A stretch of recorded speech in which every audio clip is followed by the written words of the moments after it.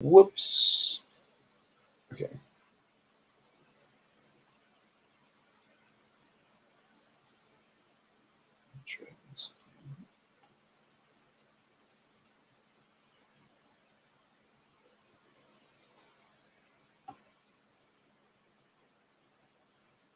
Okay.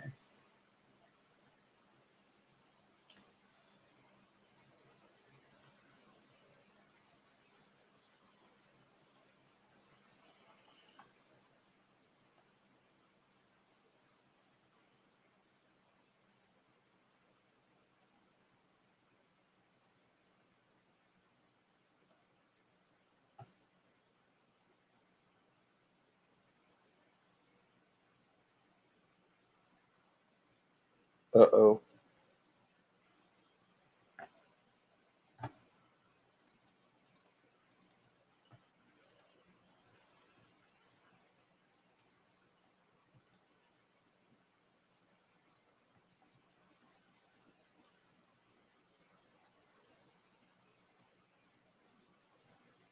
No, that's not good. I broke CompTIA. It does not want me to do this. So either way I go, it says lab saved, lab saved. I can't restore it. Oh, there we go. Because it was like, I can't restore it because it was saying there was nothing there that was saved. I'm trying to restore it.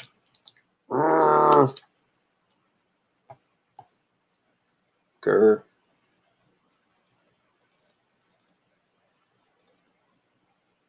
Launch your lab.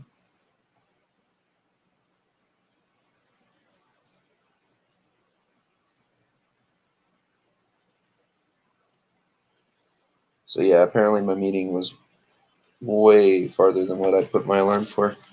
I thought it was supposed to happen at 10. Nope.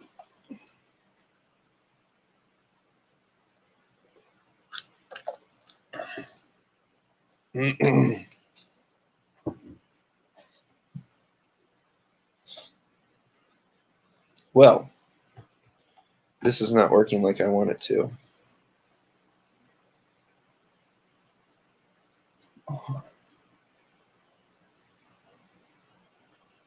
That is so frustrating.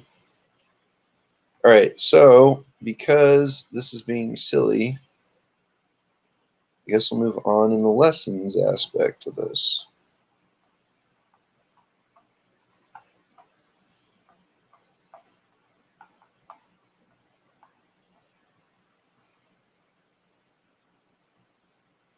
All right, so we're going into the mitigation controls after something bad has happened, which is important. Mitigation techniques are applied first to contain and then to eradicate and recover from the effects of malicious activity. Incident response is a highly pressured activity with the conflicting challenges of eliminating the intrusion without disrupting business workflows. You must be able to select and apply the appropriate technique for a given scenario. I've got a question for you. Let's say there's some form of attack going on. In what way would you apply mitigating controls? Let me give you an example. It involves basically an attack that comes through some form of channel. And that channel in this case, kind of an oldie but a goodie, would be through Tor. Tor's not a botnet or anything like that, but it's a channel that can be opened up into your organization, and then bad things can come through that channel. So if a botnet is attacking through a Tor connection, what would your next steps be?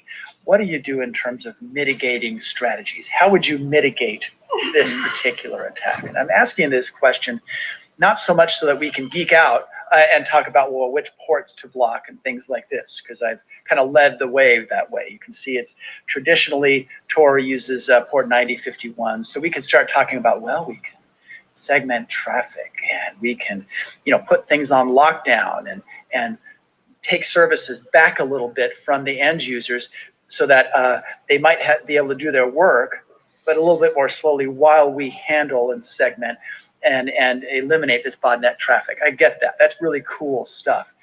But what are your mitigation strategies and what are your mitigation tactics? And it really goes to this one thing, your policy. If there's some sort of attack that happens, you have to act according to policy. So yes, you can say, well, we're going to have to segment this traffic, or we should act in such a way that we can preserve evidence. There are times when you need to preserve evidence so you can say, yes, we can see how this attack propagated and happened. This allows you to defend your company in case of lawsuits or some sort of legal action or what have you, or to identify how you have complied to a policy or governance. But the whole idea is that you can basically talk about, well, if there's a botnet going on, there might be that there's a data loss prevention that we're going to have to do. That as this worm is going along and denying people of services, or if this worm is going along doing ransomware or installing malware, what kinds of data loss prevention can we put in place, or what kind of segmentation? How do we reconfigure firewalls to block this? Or can we do use automation? People will talk about SOAR, right? The idea of automation of and orchestration of solutions. All of that goes back to your policy. So that's one of the first things to think about. So let's talk about some specific steps that you can take when it comes to kind of mitigating a particular problem. So in this case, we've decided, well, there's some botnet traffic going on here. We've got something called Tor that seems to be installing malware. We've identified this. Could be in this case that you followed the TCP stream using Wireshark and you've identified some characteristics, right? Some indicators of compromise, as it were, of what's going on. We've got proxy connections attempted. We can see that there's an encryption key that's contained within the malware code. These are all tactics, TTPs associated with this particular attack. Well, we can talk about blocking command and control traffic if you want to get that specific. If your policy says, well, first thing that you want to do is block the command and control traffic, while at the same time, our automation response might be to lock back and segment off a lot of end users, a lot of their machines, so that they're not going to be as easily attacked by this particular piece of malware. So, people say, well, block port 9051. Otherwise, it's unused. But a lot of times, a lot of these attackers will modify malware to use well-known ports. And when I say well-known ports, I probably shouldn't use that phrase, but to use ports that are usually defined. Port 443, right? Can you really block port 443 in all of your instances? That's a pretty common port used for TLS. There's ports 888. If the bad guy has decided to use port 995, encrypted POP3, or port 65, encrypted SMTPS, can you really block all of those? Well, some effective methods based on your policy, of course, would be to sniff the traffic and then apply selective blocks to traffic that seems to have those indicators of compromise in it. Of course, you can use IP tables, you can use NF tables to conduct your traffic blocks. But if your policy says, well, look, we can't just block every single port because that might end our ability, our business's ability to fulfill customer requests, you might have a problem there. So it all goes back to your policy. When you're discussing the idea of incident response, it's really easy to want to geek out and talk about network segmentation or allow lists and deny lists, and how you're going to go about automatically changing IoT device policies or whatever. But it really comes down to how well defined is your incident response policy and how well trained are the individual workers to do this so that they're complying to that policy and securing and mitigating that particular attack.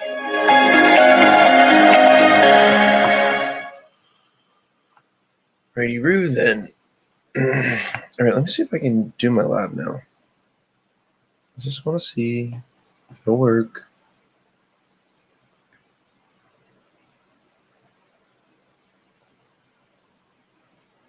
Okay, whatever. Back to my lessons. Let's see what we got going on here.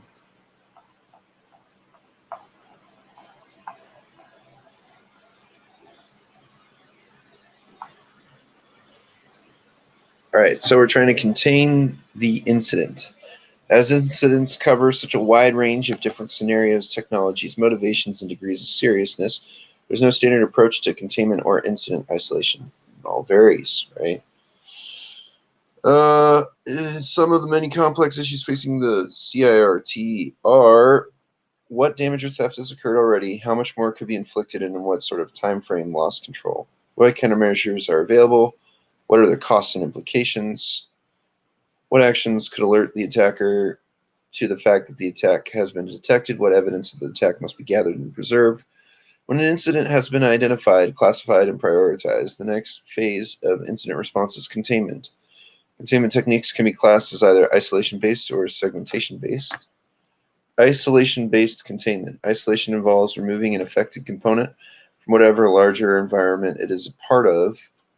This can be everything from removing a server from the network after it has been the target of a DOS attack, or to replacing an application in a sandbox VM outside of the host environments it usually runs on. Whatever the circumstances may be, you want to make sure that there is no longer an interface between the affected component and your production network or the internet.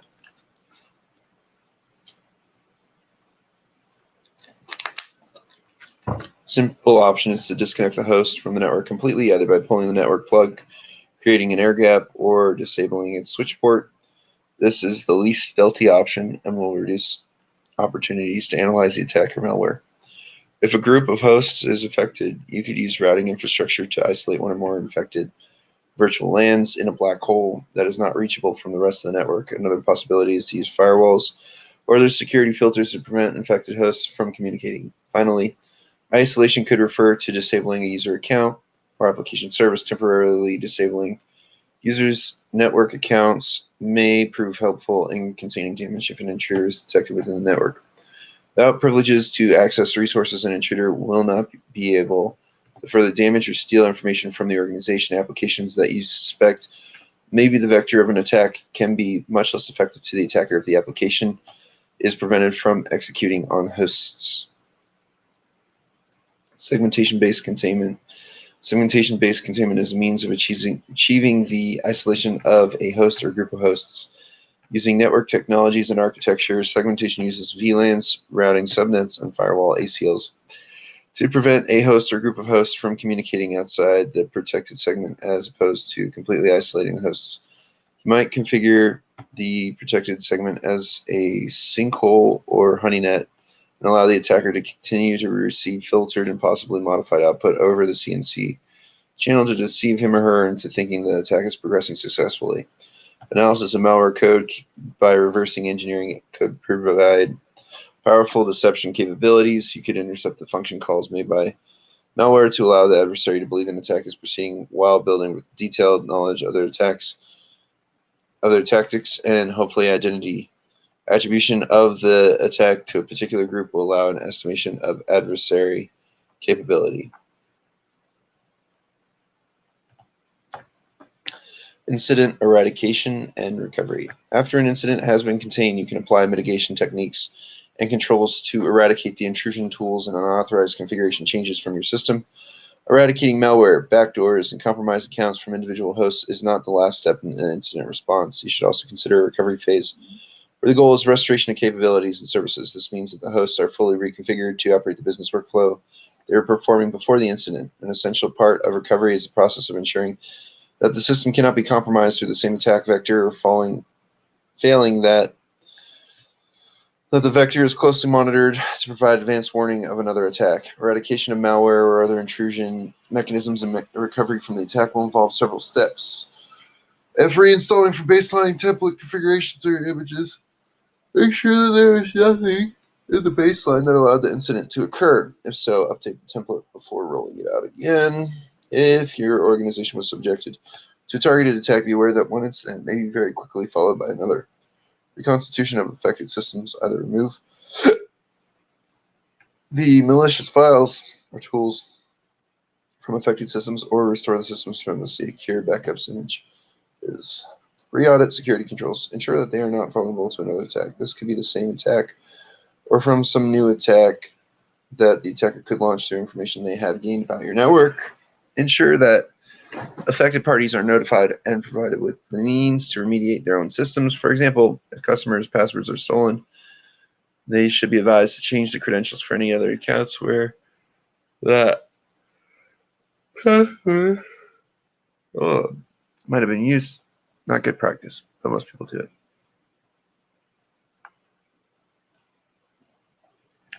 Firewall configuration changes. Analysis of an attack should identify the vector exploited by the attacker.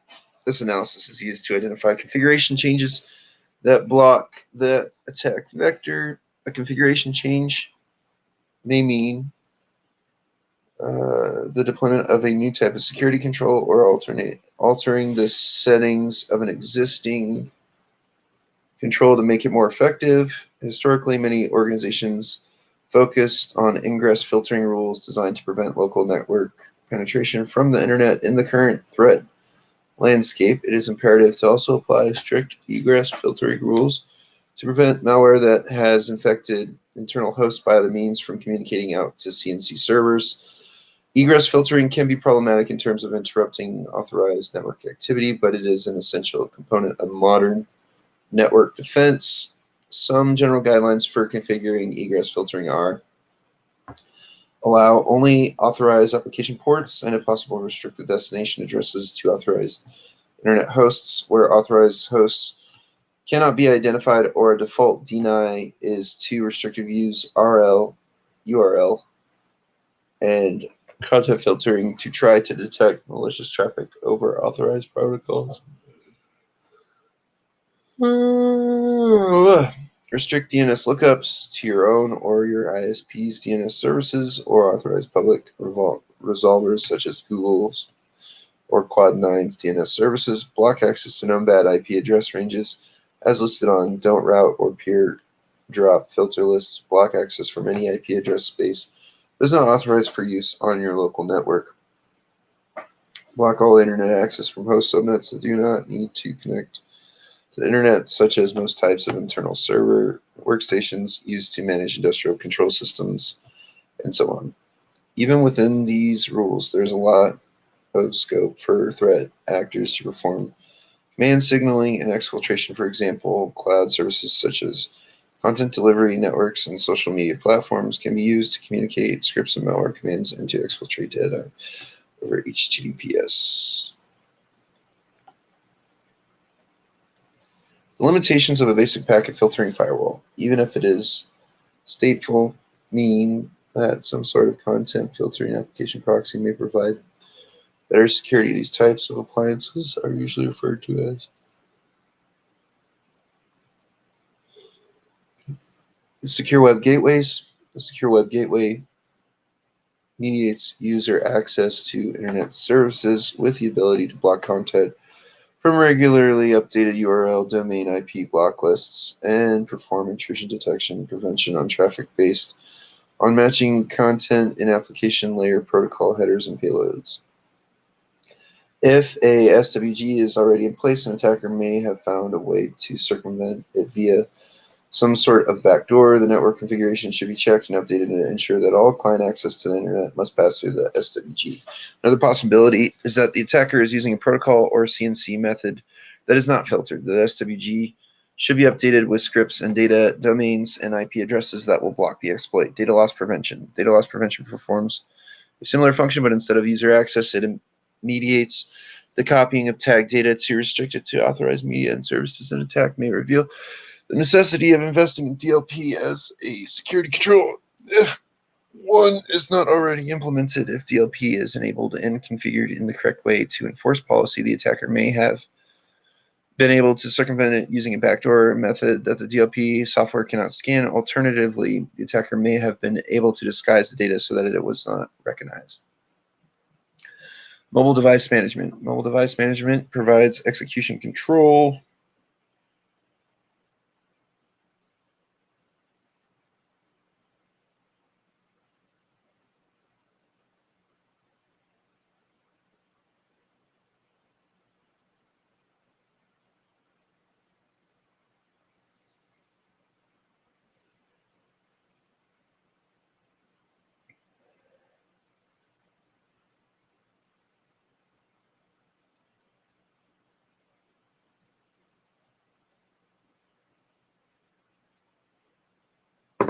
All right.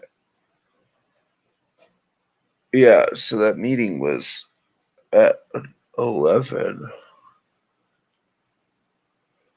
Oh, man. I thought it was 10 for some reason. So I was like freaking out. I was like, oh man, I gotta go. I gotta go.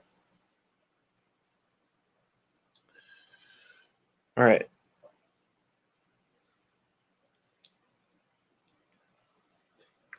Oh, I hate feeling tired in the mornings.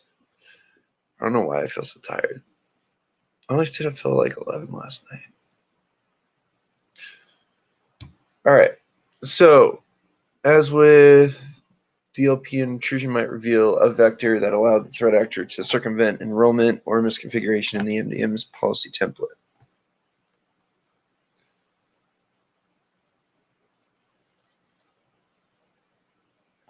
Update or revoke certificates compromise of the private key represented by a digital certificate or the ability to present spoofed certificates as trusted is a critical security vulnerability as it allows an attacker to impersonate trusted resources and potentially gain unauthorized access to secure systems. Remove compromised root certificates. If an attacker has managed to install a root certificate, the attacker can make malicious hosts and services seem trusted. Suspicious root certificates must be removed from the client's cache. Revoke certificates on compromised hosts. If a host is compromised, the private key it used for digital signature. Digital signatures or digital envelopes is no longer safe. The certificate associated with the key should be revoked using the key compromise property. Certificate can be rekeyed with a new key pair, the same subject and expiry information. Endpoint configuration changes. If endpoint security is breached, there are several classes of vector to consider for mitigation. Social engineering. If malware was executed by a user, use security, education, and awareness to reduce the risk of future attacks succeeding. Review permissions to see if the account could be operated with a lower privilege level. Vulnerabilities. If the malware exploited by a software fault, either install the patch or isolate the system until a patch can be developed. You know what I just thought of? I think what I'm going to do after this reading is I'm going to try and close out of this browser and try to reload it.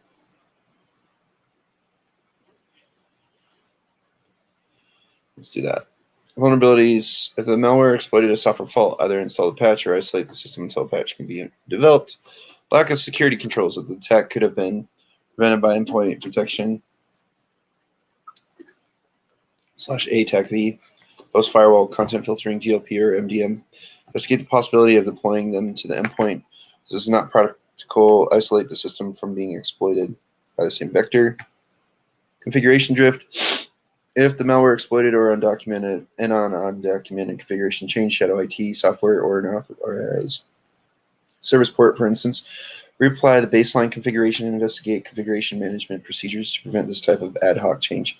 Weak configuration. If the configuration was correctly applied but was exploited anyway, review the template to devise more secure settings. Make sure the template is applied to similar hosts. Application allow list and block list. One element of endpoint configuration is an execution control policy that defines applications that can or cannot be run.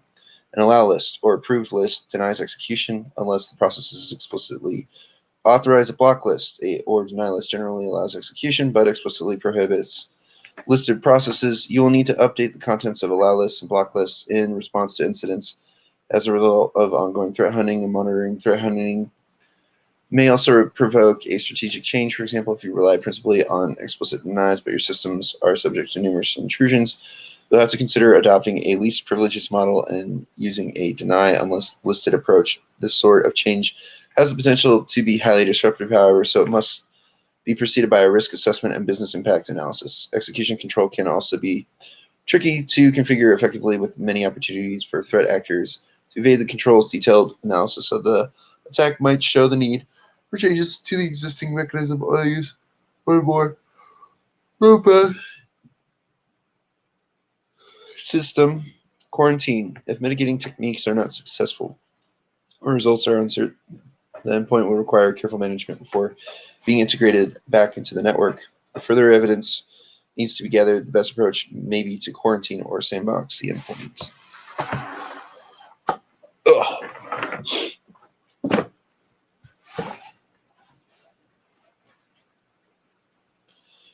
If further evidence needs to be gathered, the best approach may be to quarantine or sandbox the endpoint or suspect process file. This allows for analysis of the attack or tool, collection of evidence using digital forensic techniques.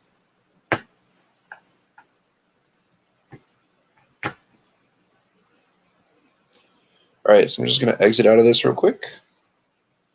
Infinity and beyond. To infinity and beyond.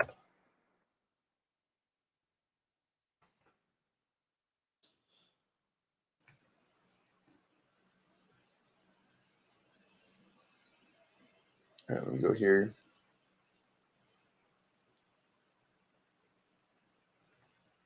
Oh my gosh. That was literally it. I had to exit out of my browser to go back in.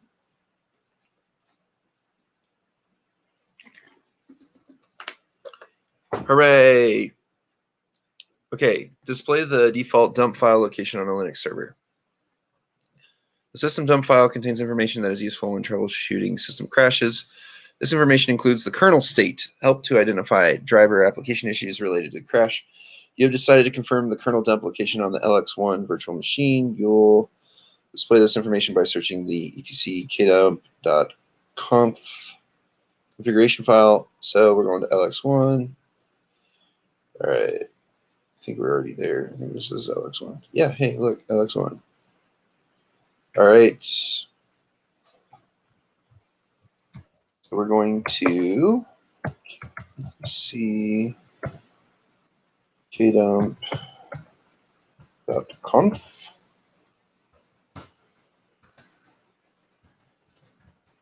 Oh, space. I'm going to call it path. Many results will be displayed. The one you need has no hash character at the start of the line. Has no hash at the start of the line.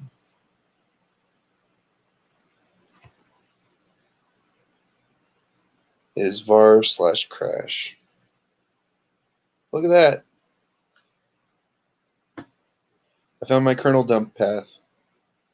So like they were saying, what I'm going to want is without the hash.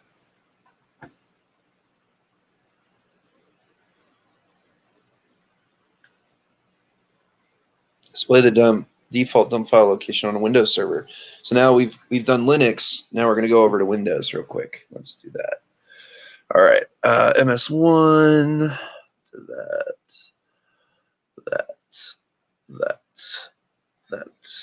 All right, from Server Manager, we're going to select Local Server.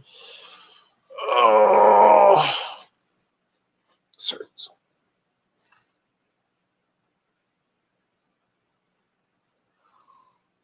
All right.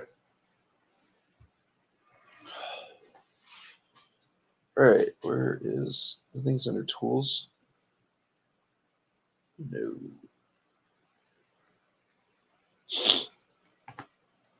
All right, select MS1 Computer. Select Advanced Settings. Select Settings for which one? For Startup and Recovery. Okay. What is the path file? So system root memory.dump spore. Look at that. Okay. Ta-da! We found it. That was super quick. All right, we're going to configure a Windows Remote Administrator console. Command center. I kind of feel like my chair leans heavy to the right. Kind of worried. It's okay. I'll probably break this chair. Watch me. I'm so fat. Oh.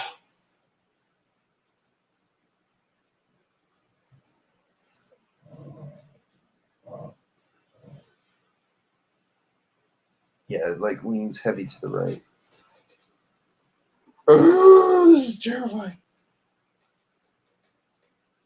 I wonder if I lean back far enough, am I going to fall?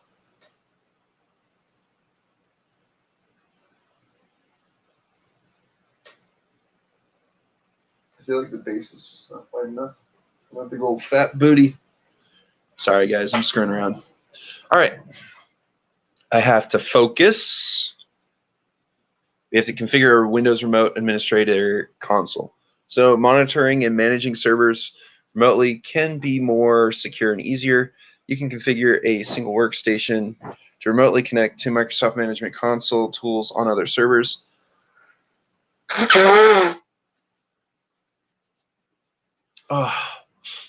Providing you with access to server information quickly. In this task, you will configure an MMC, Microsoft Management Console. So you use console twice. It's like ATM machine or CAC card. Sorry, I'm being picky right now. That's what people would get mad at me for saying all the time in the Navy. I'd say CAC card. They get upset.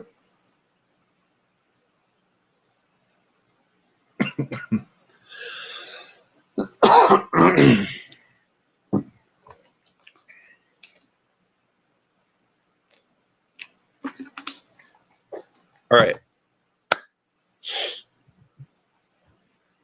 Come on. All right. On the MS1 virtual machine that connects to the DC1 virtual machine. So, you're going on MS1. Oh, we got to go to the run. All right.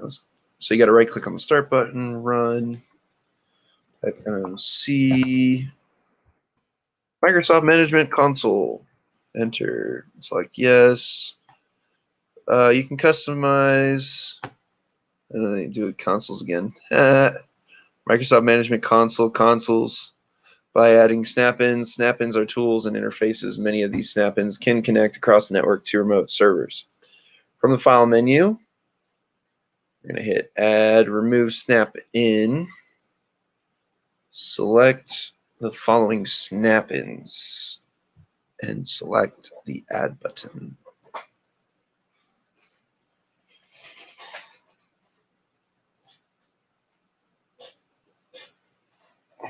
All right, select the following snap-ins and select the add button to place them in the selected snap-ins column. All right, we're looking for computer management. Add that one. Whoa! For each console, select the radio button for another computer. We're going to browse. All right, let's check name. It's legit. Hit finish. All right, so where's my event viewer? Boom, add. Another computer.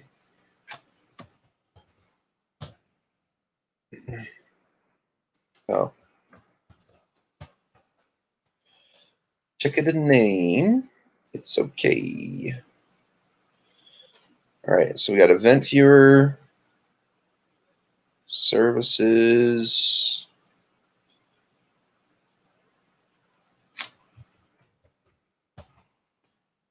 So the money's in Windows, and apparently people are really good at being hackers for Linux-based systems. So you want to practice your Windows stuff too. I hate Windows. The only reason why I use Windows was because I was forced to. Like I had no choice growing up. Every time I tried to use Linux stuff, it wouldn't work until I got to Mexico and I started using that in Mexico, which I enjoyed. It felt a little Apple-y, you know, but I really don't like Apple. So for each console, select the radio button for another computer and then type DC1, select finish. Okay, select OK after you have added the specified consoles. All right, so I've added those. From the File menu, select Save.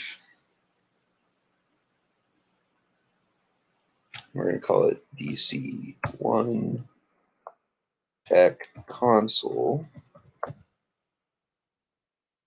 Save that. You may add snap-ins from this console. You may also add snap-ins that point to other computers. Doing so provides a single console with management and monitoring tools that point to multiple servers, allowing you to administer many servers from a single interface. Leave the console. Oh, yo, I was supposed to leave that open. All right, let's run. Okay. Yes. Okay, we left it open.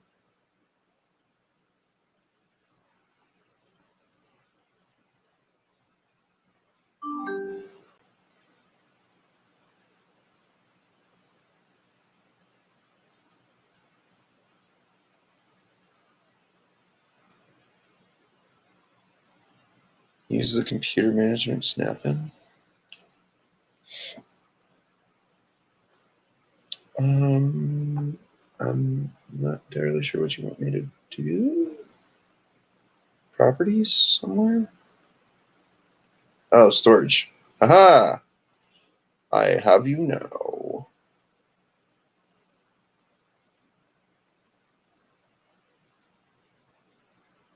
Um,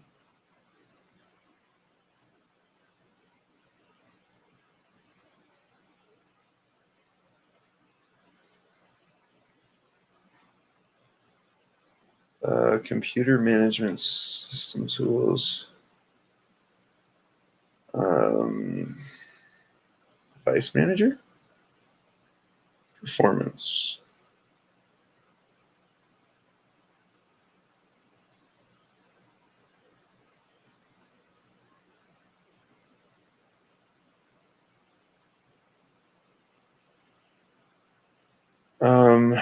What?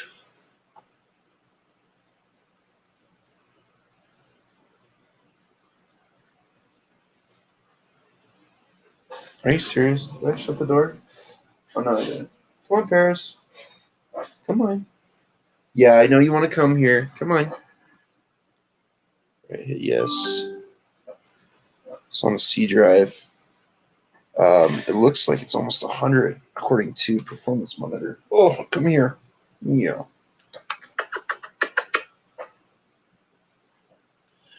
Yeah. Yes. Oh, yes. Oh, yes. All right, we're going to go with 100 gigabytes because we're getting about 100 right there. Which, oh, wait, score that. No? Really? It's saying right there. Let's go. Wait, that's idle time. Wait. Oh, no. 32?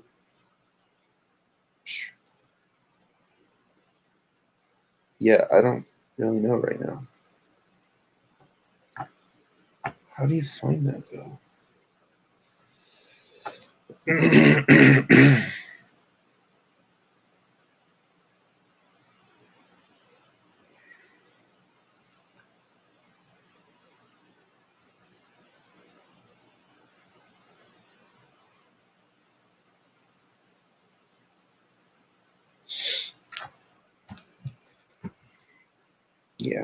You look it up here. Following answers is the status of the server services displayed in the services snap-in.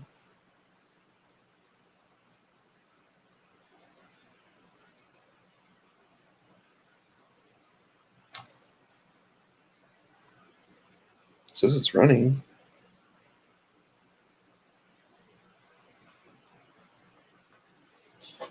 Yeah. Went to spreadsheets. I'm going to say running. Boom. Look at that. Comprehensive questions. Answer the following final comprehensive questions to ensure that you recognize the importance of the activity instead. And the uses of the information you have learned. Which of the following best describes the reason for centralizing log files on a single server? Centralized log files are easy to search and archive. Centralized log files are not a good security. Centralized log files requires So these are bulk. Why are Kali and Vios able to forward log files to a central CentOS Linux server?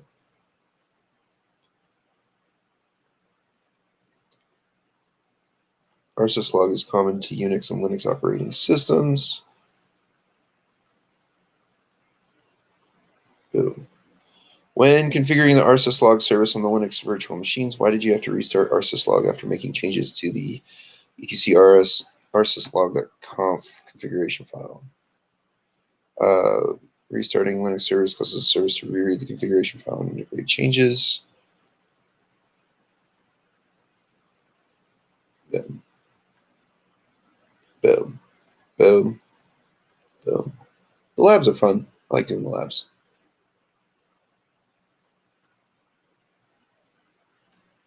I don't think that's weird. Should be able to edit that midstream. Oh, whatever.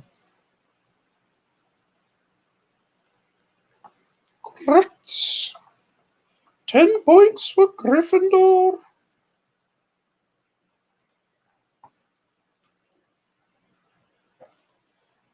My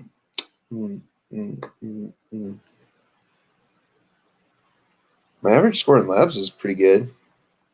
But everything else is garbage.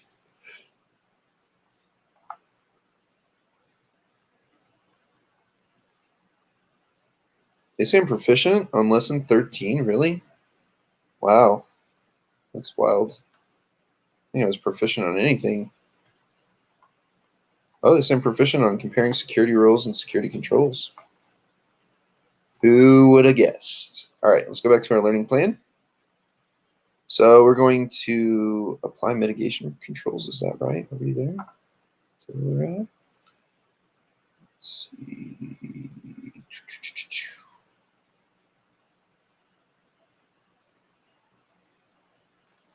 Okay, security orchestration. Yeah. All right, so we're in security orchestration, automation, and response. Yeah, sorry about that, guys. I just had issues trying to get that lab back up. Basically, I had to exit out of my browser and then reload my CompTIA website so that it would stop saying that it was saved. That was a big problem. Yes, wasn't it? Yes, you're so cute. Yes, you are. You're such a cutie, Woody. Yes. She's cute. Yeah. Automation is the action of scripting a single activity, while orchestration is the action of coordinating multiple automations and possible manual activity to perform a complex multi-step task. In the case of security orchestration, automation, and response, SOAR, this task is principally incident response, though the technologies can also be used for tasks such as threat hunting too.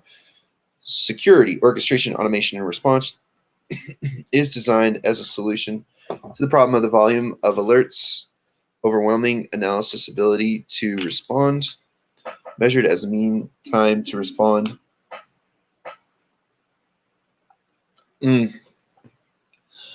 Wow. A SOAR may be implemented as a standalone technology or integrated with a System Information Event Manager, often referred to as a next-generation System Information Event Manager. The basis of the, security orchestration, automation, and response is to scan the organization's store of security and threat intelligence, analyze it using machine deep learning techniques, and then use that data to automate and provide data enrichment for the workflows that drive incident response and threat hunting. It can also assist with provisioning tasks such as creating and deleting user accounts, making shares available, or launching VMs from templates to try to eliminate configuration errors. The security orchestration, automation, and response will use technologies such as cloud and SDN and SDV APIs, or orchestration tools, and cyber threat intelligence feeds to integrate the different systems that it is managing. It will also leverage technologies such as automated malware, configuration creation, and user and entity behavior analytics to detect threats. An incident response workflow is usually defined as a playbook. A playbook is a checklist of actions to perform to detect and respond to a specific type of incident. The playbook should be made highly specific by including the query strings and signatures that will detect a particular type of incident. A playbook We'll also account for compliance factors such as whether an incident must be reported as breach, plus when and to whom notification must be made. Where a playbook is implemented with a high degree of automation from a SOAR system, security orchestration, automation, and response system, can be referred to as a runbook. The terms are also widely used interchangeably. The aim of a runbook is to automate as many stages of the playbook as possible, leaving clearly defined interaction points for human analysis.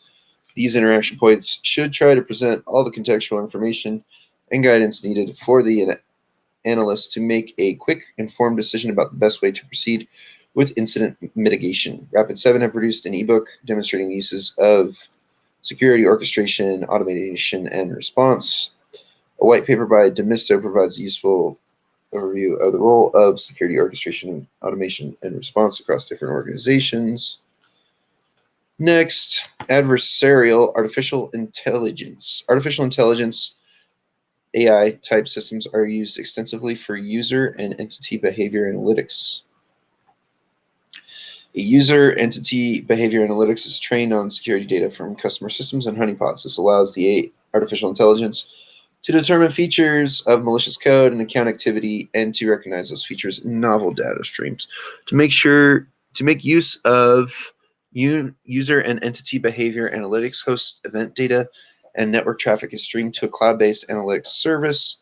An attacker with undetected persistent access to the network, but with a low probability of affecting lateral movement or data exfiltration, may be in a position to inject traffic into this data stream with a long-term goal of concealing tools that could achieve actions on objectives. The attacker may use his or her own AI resources as a means of generating samples.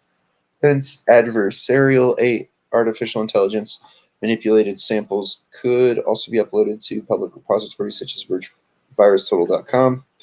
For example, ML algorithms are highly sensitive to noise. This is demonstrated in image recognition cases. We're given a doctored image of a turtle, and AI will identify it as a rifle. To a human observer, the image appears to be that of a perfectly ordinary turtle. Similar techniques might be used to cause an artificial intelligence to miscategorize an attack tool as a text editor. Successful Sorry, guys. Successful adversarial attacks mostly depend on knowledge of the algorithm used by the target artificial intelligence. Oh, sorry.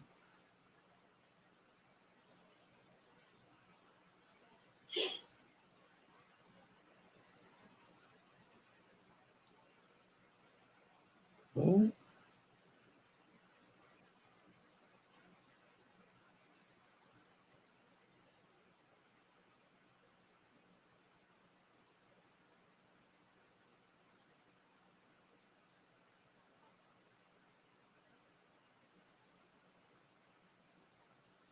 Hmm?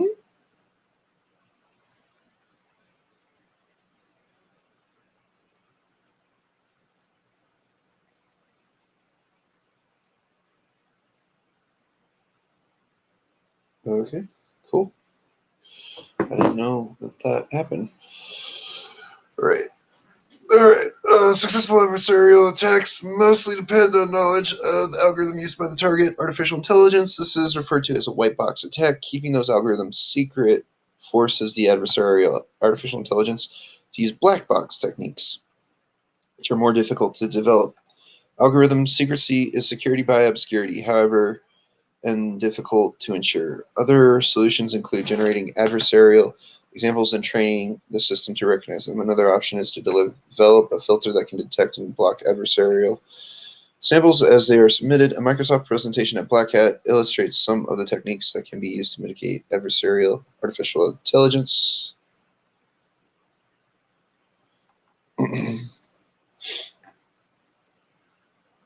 Look at that. What low-level networking feature will facilitate a segmentation-based approach to containing intrusion events? A black hole? Network segmentation is primarily achieved by virtual LANs, VLANs. Virtual LAN can be isolated from the rest of the network. I didn't really call it that, so I would say no. What configuration change could you make to prevent misuse of a developer account? Token-based servers? Change the password? No. Following a loss of critical IP exfiltrated from the local network to a public cloud storage network, you decide to implement a type of outbound filtering system. What technology is most suitable for implementing the filter? The task is suited to data loss prevention, which can block the transfer tag content over unauthorized channels. Yeah, no, I didn't know that one. A threat actor gained access to a remote network over a VPN. Later, you discover footage of the user of the hacked account being covertly filmed while typing their password. What type of endpoint security solution might have prevented this breach?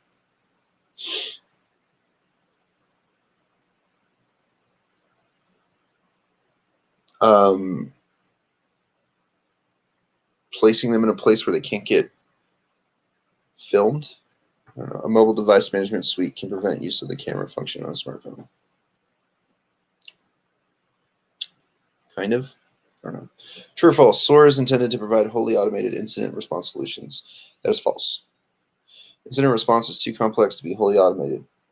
SOAR assists the provision of runbooks, which orchestrates the sequence of response and automate parts of it, but still requires decision-making from a human responder.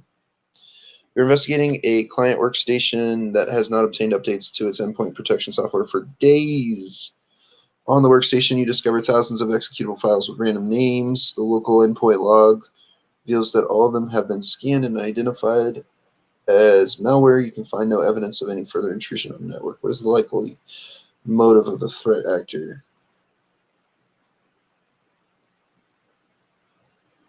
Files with random names. Are they? It sounds like a denial of service attack. This could be an offline tainted data attack against the endpoint software's identification engine. No, did not get that right.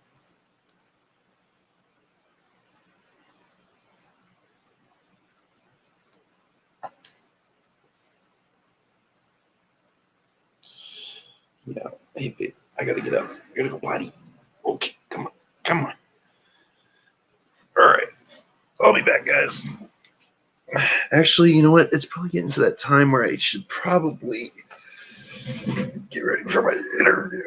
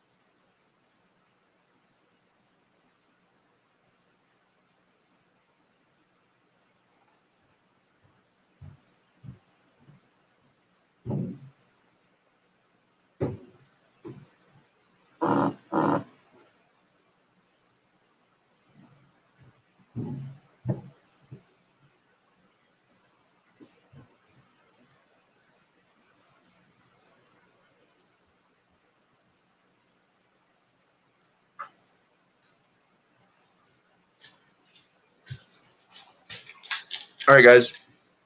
I decided we're going to take a break. I will see you guys later. Have fun. Let's do that.